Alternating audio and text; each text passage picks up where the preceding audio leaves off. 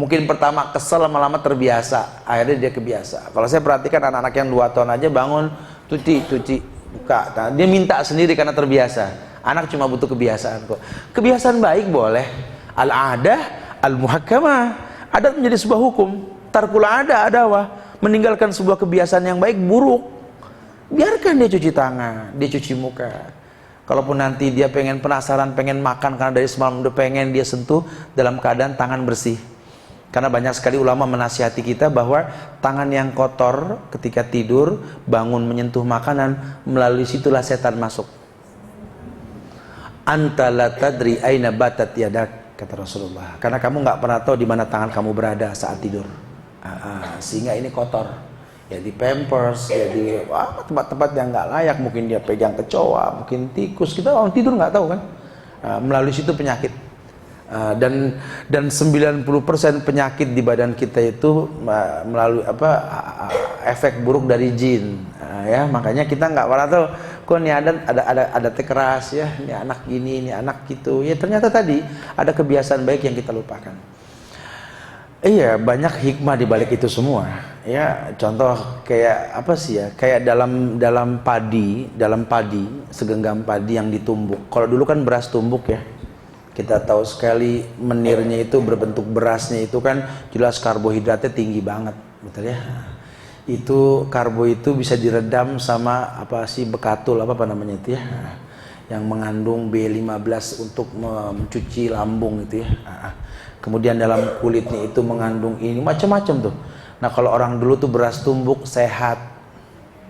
Lihat cara orang dulu masak gitu ya, pakai kukusan gitu ya, sehingga airnya turun. Itu air tajin itu kan orang dewasa nggak boleh karena gulanya tinggi. Ya itu untuk bayi bagus. Nah, kalau kita pilih-pilih itu ya. Nah sehingga dalam kandungan beras tumbuk itu semuanya ada. Karbohidrat, B15, gula apa, kita makan beras itu normal. Nah beras sekarang nggak bagus, kenapa? Karena nggak ada unsur itu, bersih dan dicuci, sehingga orang semua takut makan beras, betul? Saya sih alhamdulillah Ustaz, udah 3 bulan nggak makan nasi. Terus kemarin zakat fitrah pakai apa? Pakai beras, salah. Lawang Anda nggak makan nasi kok zakat pakai beras, dari mana tuh hukumnya? Ayo ngaku. Yang udah nggak makan beras zakatnya pakai apa kemarin tuh ya? Tuh kadang-kadang orang suka salah tuh, makanya pentingnya belajar nih gini nih ya. Zakat fitrahnya beras, lawang dia nggak makan nasi beras. Ya saya alhamdulillah Ustaz, makannya ya havermut atau mungkin gandum. Ya sedekahnya gandum.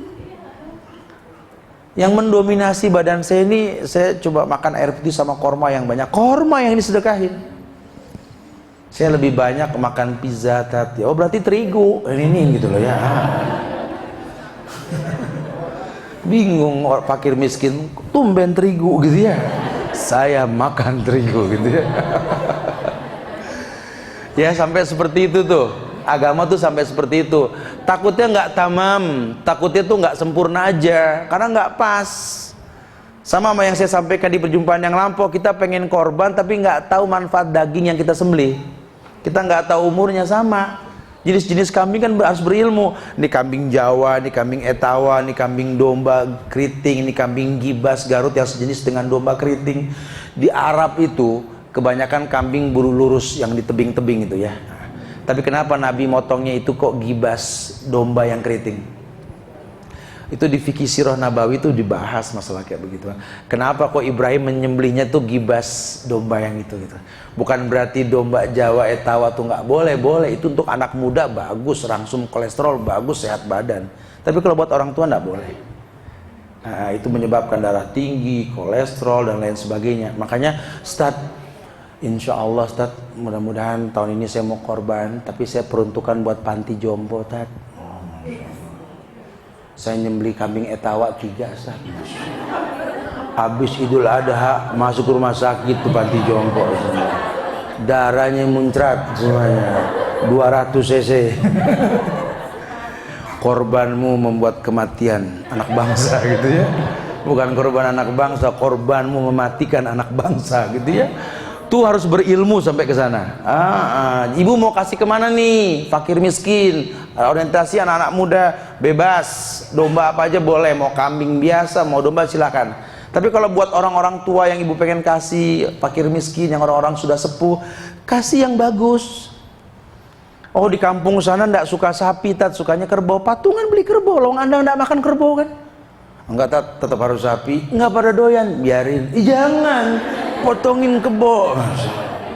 Sampai ke situ tuh yang butuh diobrolin tuh. Jadi bukan cuma sekedar nyembelih. Deh, tawa 3 tat beres panti jompo. Beres dari mana no ambulan wing-wing deh tadi no ya. Pada jatuh korban di sono tuh. Jangan main-main, berilmu tuh penting sekali. Al ilmu qoblal qaul wal amal. Ya anak-anak sama, coba suruh dia bersiwak. Karena perintah dalam Islam seperti itu. Idza saribtumul labani fatamadmidu fa inna lahu dasaman. Kata Rasulullah, jika kalian minum susu maka berkumur-kumurlah, karena sesungguhnya susu meninggalkan rasa masam pada mulut. Boleh tuh kebiasaan kalau habis minum susu sunnah. Susu ini kumur-kumur nak? Boleh. Ada hadisnya ya. Lihat situ ya. Idza syaribtumul laban fatamadmidu fa inna lahu dasaman. Dasum yakni asam. Karena kadang-kadang susu tuh merusak gigi. Nggak berasa anak habis ngedot tidur. Ayo ngaku. Giginya rusak semua. Dokter baru meneliti ternyata gigi susu itu rangsuman buat otak anak kita. Oh-nya 3 tuh. Oh gitu ya. Ketahuan selama ini nggak apa. Emang harus ada ceramah prawedding harusnya gitu ya. Jadi sebelum nikah kita brainwash dulu nih harusnya ya. Jangan cuma milih baju dipilih dipakai setengah jam dilepas, masya Allah ya. Beginian nih penting nih ya. Dari mulai awal nikah ijab qabul, kemudian pegang pala si istri itu. Allahumma inni as'aluka wa as'al khaira wa khaira ma jabalta 'alaiha wa uzuka min syarri wa syarri ma jabalta 'alaiha. Terus kemudian kesananya tahu memberikan sesuatu dulu, sampai punya anak, sampai nyusuin aja tahu. Mau susu beneran, mau susu ASI, mau susu sapi, apa kambing, kumur. Tapi nanti ada ilmu herbal yang lebih menekankan sekali. Kalau susu kambing itu lebih sedikit dasemnya, masamnya tuh. Makanya kalau anak mungkin ibu nggak bagus ASInya, susu kambing supply.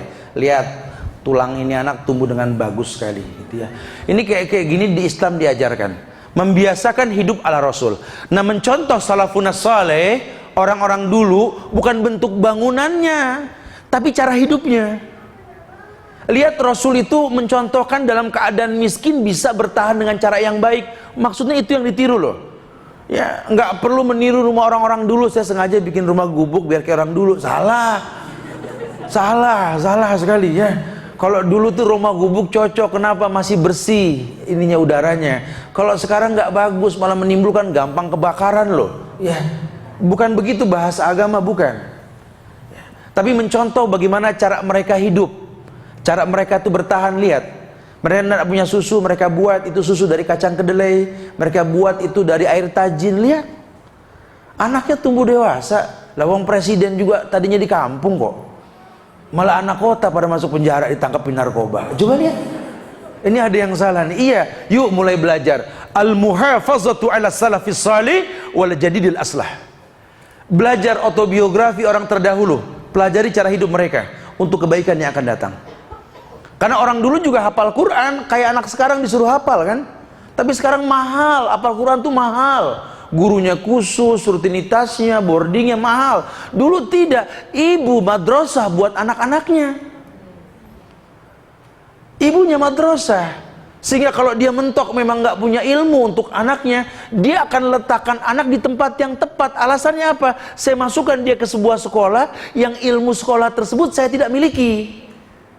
Ini ibu yang baik, emang betul-betul dia persiapkan. Dan itulah arti hidup menjadi orang tua buat anak. Karena anak cuma titipan. Sekarang dia pegang tangan kita nggak mau kelepas, nanti kita nggak bisa nangkep tuh tangan. Mama jangan tinggalin aku, mama. Kelak nanti kita akan berkata, jangan tinggalin mama nak. Kelak begitu nanti. Waktu nanti akan bercerita. Nah, nggak usah berkata jangan tinggalin mama nak. Anak yang soleh, anak yang soleha, tahu bahwa orang tuanya itu makin hari makin rentah. Kekuranganmu wahai ibu, awal cintaku untukmu. Begitu harusnya. Makin ibunya kurang, makin sayang. Makin ibunya rentah, makin dia kepikiran. Gitu lah ya. Dia berilmu sehingga dia setting hidup ini bermanfaat dan masuk kepada inti dakwah Rasul. Khairun nas anfa'uhum linnas. Sebaik-baik manusia itu yang paling bermanfaat buat manusia lainnya. Dan manfaat yang paling baik ketika kita bermanfaat buat orang tua kita sendiri. Itu yang paling baik. Bagaimana menjadi manusia yang bermanfaat buat orang tua kita. Itu dulu. Ya nanti kalau perempuan sampai dia menikah, karena ketika ijab kabul, tanggung jawab di pundak si ayah diambil sama suami. Bukan hanya ngasih nafkah, tugas ayah, tugas kamu wahai suami, mendidik dia, mencontohkan dia, memerintahkan kepada yang baik, menuntun tangannya masuk surgamu. Ya Allah, harusnya begitu. Dia berilmu, dia tahu sekali kemuliaan dalam kehidupan, sehingga hidupnya bermanfaat. Berawal dari yang bahasa yang paling mudah, siwak. Latih anak sikat gigi, biasakan hobi sikat gigi, biarin deh sampai dia nulis diary teman-temannya, nama, tanggal lahir, hobi sikat gigi, biarin dah. Yang penting bersih dah. Anak-anak kan gitu ya. Yang paling sering saya lakukan sikat gigi gitu ya. Saya kalau ngeliat anak-anak di Madinah tuh kalau pada belajar Quran kalau pagi tuh, pada anak-anak 5, 7 tahun sampai 10 tahun ada siwak, ya kayaknya Masya Allah ya. Mereka jadi hobi banget dengan siwak. Dan kalau siwak yang asli itu kan cairan enzimnya itu buat menyembuhkan penyakit lambung. Dan kenapa? Karena orang yang belajar itu bohong kalau nggak punya penyakit mah. Kita kalau udah pusing belajar mah yang dihantem. Ya coba deh ya. Anak-anak tuh kebanyakan mulai kita nggak paham. Kok nih anak tadinya gemuk, lucu, kok jadi kurus, tinggi. Ya mahnya aja. Ini mulai dia nggak nafsu makan. Cuma kan anak nggak bisa ngomong. Paling cuma aku kok mual mah ya. Maya harus paham tuh ya. Bukan masalah makan aja. Kamu jajan apa? Kan nggak dikasih duit mah. Jajan apa sih gitu loh. Tukang jajan dari balik pagar kita lagi disalahin, oh ya Allah gitu ya. Emaknya suka darah tinggi sih ya. Bukan, belum tentu. Kali ini anak pelajaran itu berat loh ya, ilmu tuh berat, membuat asam lambung tuh naik. Masya Allah ya. Bukan, jangan gampang mengambil poin. Ya kadang-kadang kita nggak berasa nih kita salahin. Emang tukang jajan pada kurang ajar gitu ya. Ternyata itu hujatan kita itu nggak betul. Itu kalimat kurang ajar lari ke langit kata Rasul. Langit tertutup, turun ke bumi, bumi tertutup. Kemudian datang ke orang yang dibilang kurang ajar. Kalau nggak betul, balik ke anak kita. Tuh. Heran saya anak pada kurang ajar kan. Nih berasa gak kemarin ngomongin Kang Cilok, gitu ya. Doa tukang cilok. Anak ibu jadi kurang ajar gara-gara tuh kalimat kurang ajar balik ke anak. Seperti itu bu agama. Ya. Kelihatannya main-main, padahal ini hidup ini nggak main-main. Apalagi bicara pendidikan, mendidik generasi robbani ini harus tahu. Karena bahasa robbani kan dikembalikan pada rububiyahnya Allah. Ya, Allah turunkan hujan, terserah orang mau image buruk dengan hujan terserah. Tapi secara umum hujan itu barokatu minas sama kata Allah. Berkah dari langit. Ada yang kesel hujan turun, ada yang seneng, ada yang pegel, terserah kata Allah. Pokoknya hujan baik. Sama dengan pendidikan, terserah kamu mau kesal sama mama, terserah. Nanti, kalau mama sudah nggak ada baru berasa. Kamu akan tahu cinta sejati itu milik siapa nak. Katakan seperti itu gitu loh. Sampai itu anak mengerti, ketika dia mau mengakui salah, jangan dipukul, peluk dia. Ya, bangga punya anak yang mau jujur telah berbuat sebuah kesalahan. Harusnya begitu. Ini orang tua yang Masya Allah dahsyat, dia mengerti sekali banyak hal-hal yang baik yang terlantar. Dan dalam Islam, orang yang menelantarkan kesempatan baik itu dosa hukumnya. Ya, anak punya masa-masa di mana bisa diberikan contoh, masukan, ucapan, tapi kita nggak manfaatkan. Ini ketika kita tahu itu bermanfaat, tapi kita nggak lakukan, kita dosa. Adakah kebaikan dari orang yang berbuat dosa dalam pendidikan? Tidak ada. Makanya kayaknya kok jadi makin susah ngedidik ya. Karena kita nggak mengkritisi. Ini yang Nabi katakan, aslih nafsak yasluh lakan nas. Kritisi dirimu, orang lain terkritisi dengan sendirinya. Makanya nggak ada orang salah, mungkin kita yang salah. Itu lebih baik berpikir seperti itu ya. Allahu a'lam. Yang kedua, yakni memelihara kesehatan mata. Kalau tadi bicara mulut, ini mata penting sekali loh. Ya sudah sering dibahas tentang hadis yang mengatakan kuntu sam'ahul ladzi yasma'u bi wa basrahul ladzi yubsiru bi. Allah yang akan menjaga matanya. Karena mata ini melihat. Allah yang bakal menjaga matanya. Membiasakan yang sunnah tadi, tradisi-tradisi yang baik. Ya, biasakan ini anak tadi bersedekah, latih anak ini memberi, atau diam-diam walaupun dia belum tahu, sembelihkan hewan dengan uang jajan yang dikumpuli. Ya, bisa, ibu sekarang bisa ibu sembelihkan ini anak hewan kurban, nanti dipotong dari uang jajan dia, nggak apa-apa, dia nggak tahu. Urusan ibu sama Allah. Boleh, yang pasti dia terbiasa untuk itu dulu. Ketika dia sudah bisa menyembelih, ya Allah, jaga mata anak hamba ya Allah. Bersihkan mata dari maksiat ya Allah. Karena melalui mata ini datang sekian banyak kebaikan. Terbukti Allah bilang Allah jaga mata. Yang kita nggak bisa menghindari dosa dari mata. Kita kan nggak bisa ya, nggak bisa. Saya udah nggak mau ngeliat kan. Pas sebelah, ketemu lagi gitu ya. Itu dosa tuh ya Allah ya. Ya, kita minta sama Allah jaga kebersihannya, pelihara kesehatan mata. Ya, tidur jangan main internet, itu handphone, tab, iPhone dan lain sebagainya. Tolong, kalau udah mau tidur jangan, itu nggak bagus buat mata. Ya, TV jangan terlalu dekat. Saya nggak paham kalau dulu kita dibawelin masalah nonton TV dekat. Kok sekarang nggak tahu lah ya, karena TV gede-gede sih sekarang ya. Jadi kadang-kadang tuh suka mau nggak mau anak melihat dan kita remehkan itu. Padahal ketika nanti matanya rusak, awal keburukan buat dia.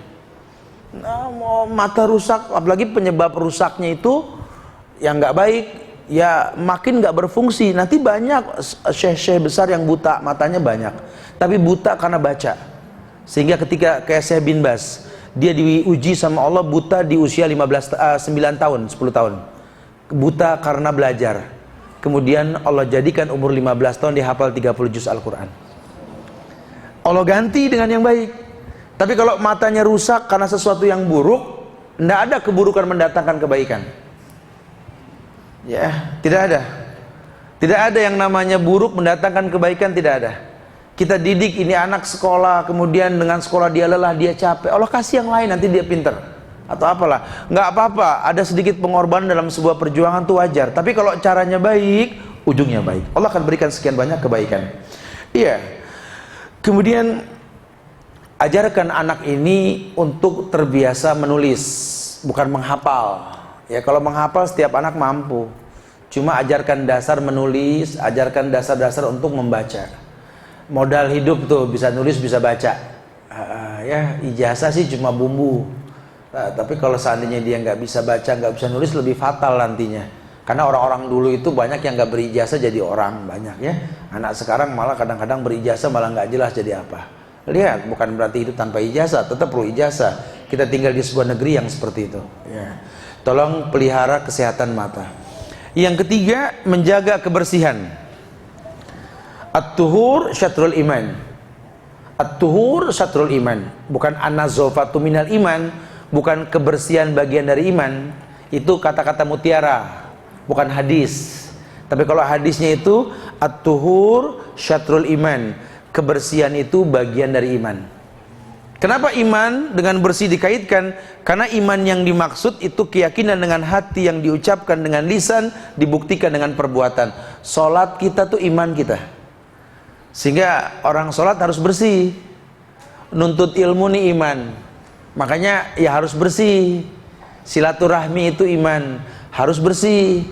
Atau semua hal yang berkaitan dengan kebersihan. Sampai menyembelih itu kan iman. Sunnah kita untuk tidak potong kuku, potong rambut, dan memotongnya ketika selesai penyembelihan untuk mengkonsumsi makanan. Ya, orang yang mau menyembelih hewan kurban masuk bulan Dzulhijjah, ya, sunnah tidak memotong kuku, tidak memotong rambut. Kapan memotongnya? Setelah disembelih hewan kurban. Untuk apa? Mengkonsumsi makanan. Karena sunnah tidak makan, tidak minum dari habis subuh sampai selesai sholat Idul Adha. Seperti itu, ya sunnah tuh ya. Jadi silakan. Wah, orang mengkiaskan dengan ihram, ya silakan saja. Karena puasa Dzulhijjah itu dahsyat sekali pahalanya, besar sekali. Disamakan seperti orang yang sedang wukuf. Orang wukuf kita puasa. Nanti ada khilaf tuh, ikutin pemerintah atau wukuf, akan ada khilaf nanti ya. Wallahu alam bisawab. Ya, kalau saya lebih cenderung untuk al-hajju Arafah, haji ya wukuf di Arafah. Kalau mungkin berbeda ya kita menunda saja sholat itu nanti bareng-bareng atau bagaimana. Wallahu alam bisawab. Ada khilaf nanti, ada khilaf ya. Ikuti khilaf yang betul-betul diterima oleh akal kita. Silakan, nggak ada masalah. Menjaga kebersihan, at-tuhur syatrul iman. Ternyata kesucian itu merupakan bagian dari iman. Bukan bahasa bersih. Karena nggak semua yang bersih itu suci. Tapi setiap yang suci dipastikan kebersihannya. Ya, ini tanah kotor tapi suci, nggak ada masalah. Ya, anak ini main di tanah lapang, kemudian kita tahu tanah lapang itu nggak terkontaminasi barang najis. Kemudian dia sholat dalam keadaan ada tanahnya, itu sah, suci. Seperti kullu jafin tahur, setiap yang kering itu suci. Jadi najis itu kalau basah, kalau kering suci. Ya, maka dikatakan bahwa yang namanya kullu jafin tahur, kata Rasul, setiap yang kering itu bersih, suci. Usahakan baju yang dipakai itu kering, karena khawatirnya tadi kena najis, berwudu ada bekas najis yang kena air, najis lagi. Ya, harusnya tidak, karena setiap yang kering itu suci. Tapi karena memang kita nggak tahu, jadi nggak baik. Alangkah baiknya menyiapkan pakaian yang berbeda buat anak kita kalau untuk sholat. Karena dia belum dewasa ya. Kalau kita mungkin sudah dewasa, bisa kita buka dulu atau kita angkat dulu, kemudian kita berwudu. Kalau anak kan identik, kalau habis wudu itu kotor, basah. Nah, basah ini boleh kasih masukan lah kepada guru-guru ya, yang anak-anak dilatih sholat duha nih berjamaah, suruh pakai sarung. Lepas celananya pakai sarung, karena banyak juga sekolah-sekolah SDIT atau terpadu ini yang anak-anaknya itu sholat pakai baju seragam. Hati-hati ya, najisnya itu bahaya. Ya, kan kita sering bahas tentang masalah najis. Bahkan najis dalam Islam itu merupakan siksa kubur. Bukan berarti ntar nih anak mati masuk kuburan disiksa, mungkin umurnya masih 50 tahun lagi nih anak. Cuma karakter orang yang disiksa dia miliki. Paham? Ada sebuah perbuatan yang menjadi penyebab si pelakunya masuk neraka. Dia nggak sholat neraka. Bukan kalau nggak sholat mati masuk neraka, belum tentu. Tapi ketika dia nggak sholat, dia akan memiliki karakter penghuni neraka. Temperamentar, keras hati, nggak mau denger, gampang menentang, penghuni neraka. Kalau kamu sholat, masuk surga nak. Nggak mau mati lagi gitu ya, enggak. Kamu nggak mati, banyak orang habis sholat nggak mati. Cuma yang dimaksud punya karakter penghuni sorga. Orang kalau habis berbuat baik itu ada karakter penghuni sorga. Sama seperti ulama menjabarkan tentang menyembelih. Orang yang menyembelih dengan sembelihan yang betul, uang yang halal, dia akan memiliki karakter Ibrahim alaihissalam. Dia akan memiliki karakter tentang mengesahkan Allah dengan benar. Sehingga orang yang betul-betul korban dengan cara yang betul, uang yang betul, di waktu yang betul, dia akan memiliki akidah yang mantap. Lihat ya, orang-orang yang betul-betul berani menyembelih, tahu hukum hewan, apa syarat-syaratnya. Lihat perbedaannya jauh sekali. Saya masih ingat 4-5 tahun yang lalu banyak anak-anak muda ini yang kita latih. Ayo yang mau beli, yang mau diajarkan menyembelih atau yang mau bawa sendiri silakan. Subhanallah, kemarin ketemu itu di kajian malam Al-Azhar itu, Al-Azhar itu ya. Ini yang lalu-lalu ini, Masya Allah. Sekarang tuh akidahnya Masya Allah ya. Iya, mereka menjadi orang yang mantep. Kenapa? Karena efek korban tadi. Tidaklah Allah perintahkan sebuah perintah berkait dengan ibadah kecuali pelakunya itu memiliki karakter khusus.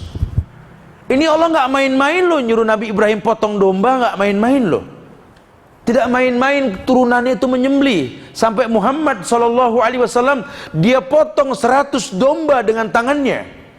Ketika dia tidak punya uang, dia potong seekor domba yang gagah untuk diri, keluarga dan umatnya. Itu tidak main-main.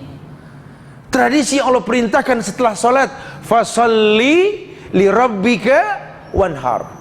Salatlah untuk Rabb kamu, menyembelih juga sama untuk Rabb kamu.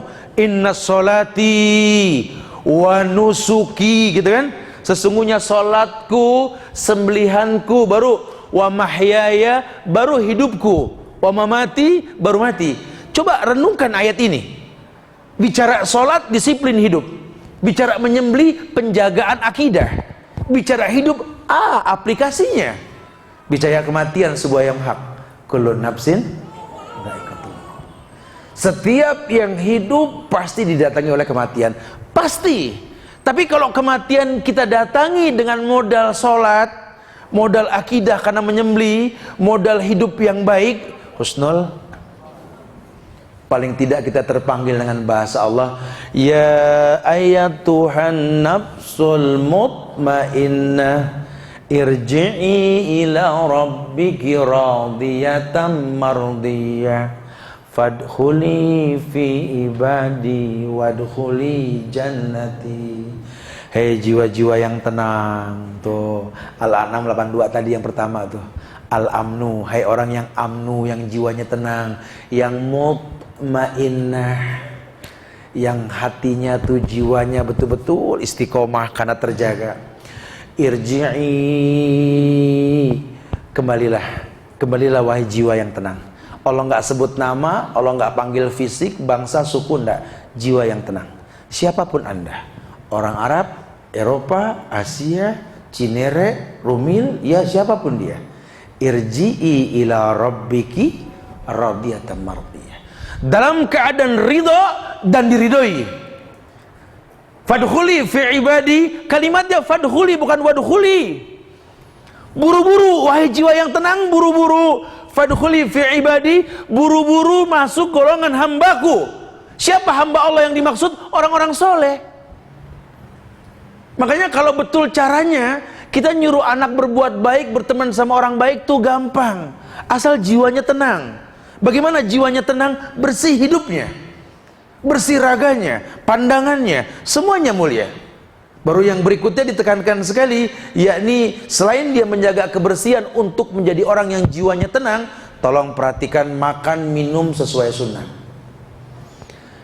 Kalau udah begini ibu ngobrol sama suami dah, ya kerjaan apa aja pak, yang penting halal, udah nggak usah khawatir kok. Saya sudah terlanjur menerima bapak apa adanya gitu ya. Ya sudah tenang aja pak, kalau kurang ntar saya tambahin zakat, tenang aja gitu kan ya. Karena kan istri yang punya harta lebih karena waris boleh mengeluarkan zakat buat suaminya kan? Boleh, suaminya memang orang yang banting tulang, cuma susah keadaannya. Si istri punya keluarga kaya yang dikasih waris, zakatnya kasih suami buat modal boleh. Karena tidak ada wajib nafkah buat istri ke keluarga, ya boleh tuh. Bayangkan Islam tuh ya, mudah sekali ya. Jangan kita kasih yang jauh, suami dari belakang. Ya Allah, kita susah nggak punya modal. Ada gerutu, gerutu suami itu didengar sama Allah loh. Ya. Makan minum sesuai sunnah. Yang pertama dijelaskan memakan makanan dan minuman yang halal, jelas ya. Harus tahu makanan minuman halal itu apa. Ya kalau sekarang air minum lah, apa air minum ini kita beli. Ya kita harus tahu nih pengolahannya seperti apa, jangan sembarangan gitu ya. Atau kalau memang kita mengandalkan air sumur, tolong listriknya jangan boleh nyolong gitu ya. Karena airnya halal, caranya haram. Ini masih banyak di masyarakat kayak begini nih. Tolong makan minum yang halal. Sampai tingkatannya itu yang bikin siapa, yang masak siapa. Walaupun hukum asal makanan itu halal. Kita beli nasi uduk yang bikin orang Cina non muslim. Ya kalau memang nasi uduk ya boleh hukum asalnya, silakan aja. Tapi kalau kita tahu yang bikin orang baik plus berkah. Nah, alladzi barokna haulahu kata Allah. Karena kalau orang yang baik masak itu ditabur berkah. Kenapa sih kalau mama kita dulu, orang-orang dulu yang masak anaknya pada sehat-sehat dah. Padahal makanannya begitu. Karena berkah. Orang tua kita sedikit apalannya tapi sholatnya rajin, gitu. Ya jarang ke pengajian, cuma sama suami, masya Allah nurutnya. Masakannya tuh bawa berkah loh. Ya, jujur loh. Kenapa sih saya udah pakai menu yang dari si Encep sono tadi, masya Allah gitu ya, yang bagus-bagus, anak pilek aja karena nggak berkah. Ibu bangun tidur belum sholat udah masak, ini tangan belum dicuci, wah semuanya udah rusak dah urusannya ya. Ibu bangun malam mendusin anak nangis nggak cuci tangan bikin susu tuh. Ada gak yang kebiasaan kayak begitu tuh? Ya. Ya. Tisu basah sih numpuk di kamar, dipakai kagak gitu ya. Pakai deh. Sekarang mudah ya Allah, ada si entis ya, ada si itu macam lah. Sekarang tuh banyak, bersih tuh gampang, sekarang gampang banget gitu loh. Kalau sampai kita nih nggak bisa bersih mah kelewatan dah ya. Sabun macam-macam mereknya ya kan. Kalau sampai mandi nggak sempet pakai sabun mah kelewatan dah ya. Sampai dikeluarin produk sabun cair saking supaya orang nggak banyak ngucek-ngucek dah gitu ya. Mudah, hidup sekarang ini mudah sekali. Yang sering terjadi, kita kufur nikmat, kemudahan membuat kita bodoh. Kemudahan membuat kita bodoh. Kita nggak didik anak, udah tinggal taruh gelas di dispenser, pencet air panas, celupin teh, mudah banget. Masih nih anak minum nggak baca bismillah. Ibunya tinggal ngingetin, ya Allah nak, bismillah. Kenapa mesti orang dulu yang kompor dicolok dulu, api merah nunggu biru, betul? Karena kalau nggak panci cemong ya, air mendidih teh digodok dulu, berasa capek. Halo, alhamdulillah nih nak, bismillah nak. Ada bobotnya ya, karena lelah. Wa maladzatu illa ba'da tabi. Ternyata lelah ini membuat nikmat. Nah kita nih saking cepetnya jadi keprot, yang ada kita lupa apa bismillah gitu loh. Kelihatannya sibuk tapi nggak jelas nih orang gitu ya. Aduh, bingung deh. Ya Allah, kenapa Bu? Mau bikin teh? Ya ilahi, tinggal ambil gelas. Gitu doang susah. Sampai begana begini. Orang sekarang suka lebih ya. Aduh. Lebay kata orang Lumil ya. Aduh, masya Allah ya. Lawang hidup ini gampang disusah-susahi. Ya, di kamar mandi banyak perabotan lenong, segala kaca ini itu. Udah dibilang kamar mandi jangan lama-lama. Ini mainin rambut dulu, alis dihitung atu-atu, ya Allah ya Karim. Kan masuk kamar mandi kayak masuk pasar baca auzubillah, betul? Buru-buru deh gitu. Anak ngeliat. Kalau mamanya cepet, papanya cepet mandi, anak juga cepet nantinya. Ini semua audiovisual loh, rutinitas kita yang kadang-kadang perlu dikritisi nih. Ya, coba ayo, mumpung kita belajar nih, mumpung kita belajar pelan-pelan berubah. Nah, ya berubah lama-lama jadi yang terbaik insya Allah ya. Tolong makanan diperhatiin tuh. Kemudian tidak makan ketika perut masih kenyang, disiplin. Makanya anak punya waktu kalau bisa. Ya jadi jangan serakah, jangan tawarkan banyak ragam dalam makanan. Dulu mah orang dulu kita digedein pagi itu melek cuma apa? Nasi, kecap, tempe, gitu doang. Bawang goreng di aur gitu ya. Kalau sekarang anak macem-macem pagi sampai ini mau, itu mau, semua mau, taruh di piring. Nggak enak mah kalau nyampur, emang mubazir gitu ya. Jangan tawarkan banyak-banyak lah. Kalau pagi itu yang semodel saja lah ya. Siang juga yang konco-konconya gitu loh, nasi, sayur, ini sudah.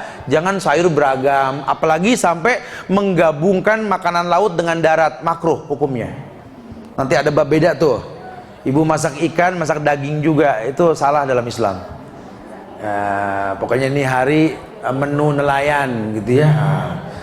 Besok menu gembala sapi atau apa ya. Pokoknya jangan nyampur tuh ya. Tapi darat dan laut boleh dengan sayur. Sampai segitunya tuh Islam tuh ngaturnya. Ini enggak, udah ayam lain, daging sapi beda, sama ikan kakap nganga begitu tiga ya. Penyakit di badan tuh karena sudah zatnya beda, nggak sama ya. Itu harus paham tuh. Ya jangan main-main tuh, hal-hal kayak begini jangan diremehkan tuh ya. Kemudian tidak berlebihan dalam makan dan minum. Ya, wala tusrifu, jangan berlebihan. Sekedar saja.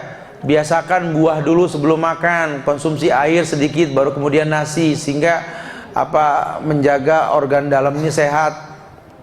Anak kalau dibiasakan seperti itu, kita dibalik sengaja dibohongin sama Belanda, makan buah habis makan gitu ya. Silakan cuci mulut pakai buah. Buah dari pertama itu lebih bagus, biasakan. Berikan dia pisang, pepaya. Kalau pepaya kurang di Bogor banyak loh, ambil ya. Ya buah-buahan itu bagus. Kemudian tidak makan minum disantap dalam keadaan panas, karena ada dalil yang menjelaskan haram meniup makanan panas atau minuman panas.